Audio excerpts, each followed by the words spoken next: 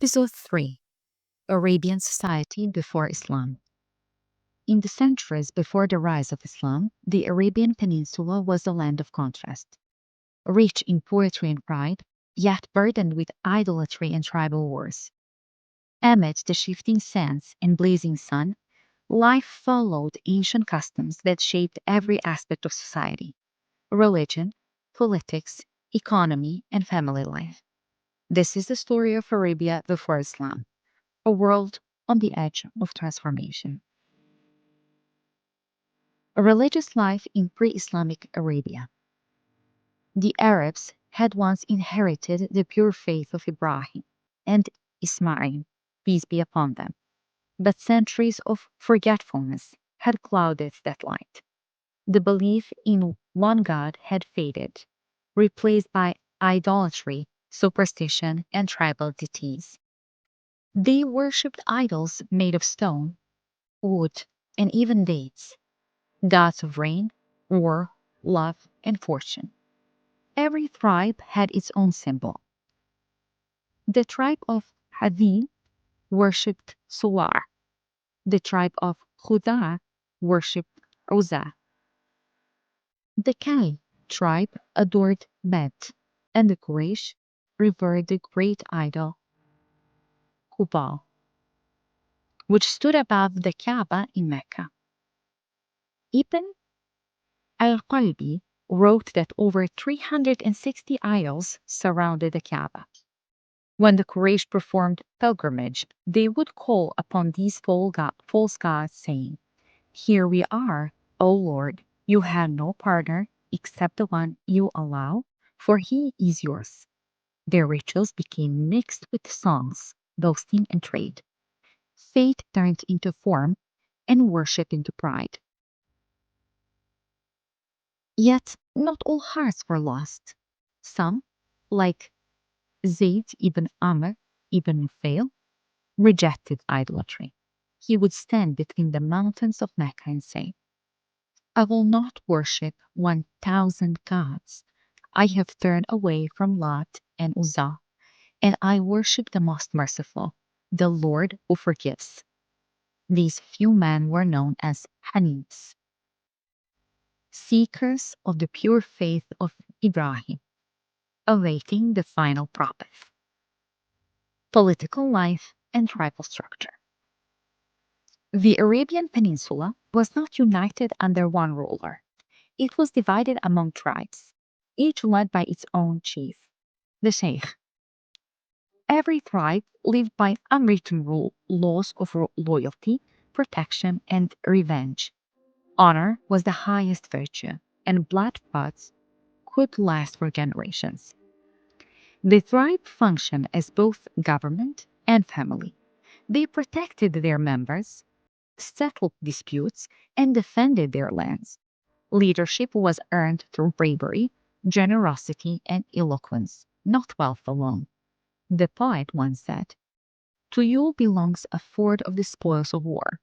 Yours is what you take before the battle, and yours is the choice of victory."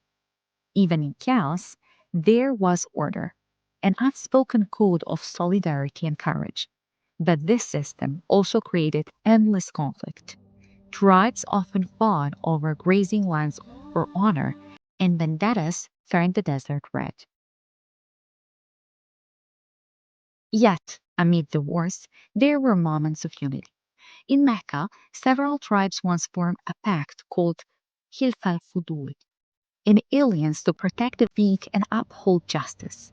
The young Muhammad, peace and blessings be upon him, proudly took part in it. Economic life, trade, and wealth. Arabia's lifeblood was trade. The harsh desert allowed little agriculture, but its location between Asia, Africa, and Europe made it a bridge of commerce. Caravans carried perfumes, frankincense, ivory, leather, silk, and spices. From Yemen, they brought fine garments and incense. From Sham, they returned with wheat, olives, and textiles. The Quran describes this blessing for the protection of Quraysh, their protection during the winter and summer journeys. Let them worship the Lord of this house, who has fed them against hunger and secured them against fear. Surah Quraysh 1 to 4 ayah. Mecca stood at the center of this trade network. Its merchants journeyed north to Syria in summer and south to Yemen in winter, traveling safely because of the sacred Kaaba, which no tribe dared to violate. But with trade came greed, money lending, and interest. Riba became widespread. Wealth together in few hands, while the poor struggled to survive. Great markets such as Uqaf, Dhul-Majaz, and Mejan became more than trading hubs. They were centers of poetry, debate, and art. Poets recited their verses, tribes competed in eloquence, and words became weapons sharper than swords. From these gatherings rose the proud, poetic spirit of the Arabs.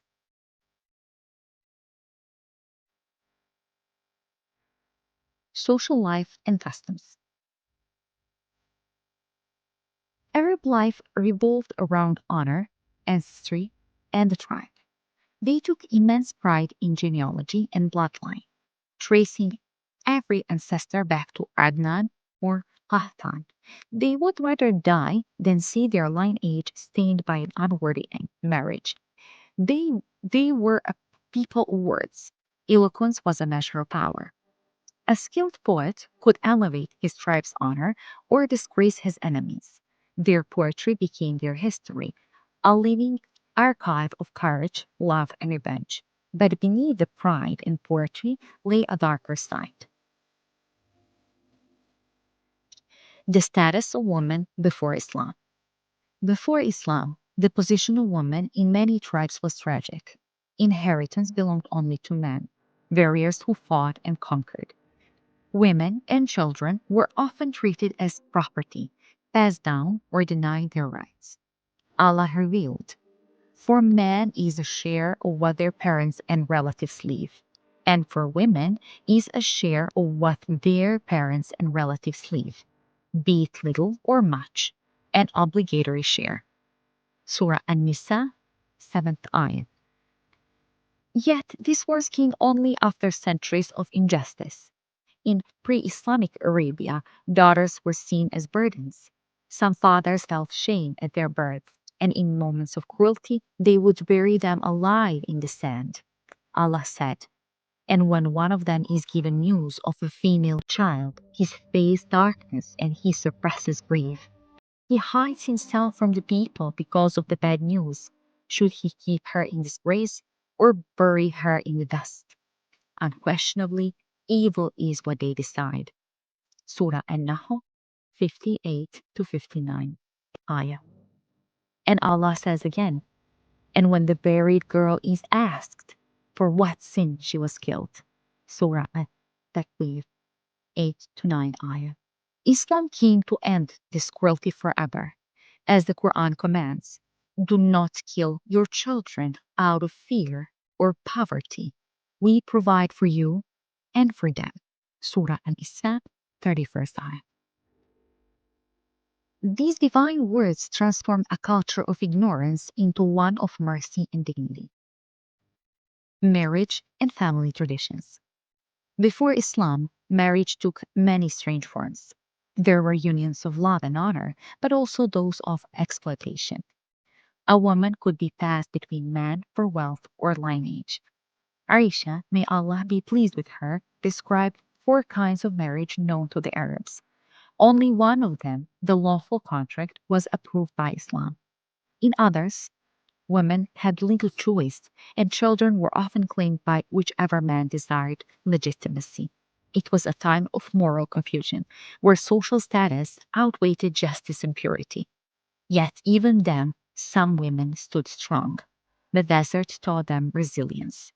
Bedouin women helped herd animals, weave tents, and endure war alongside their men.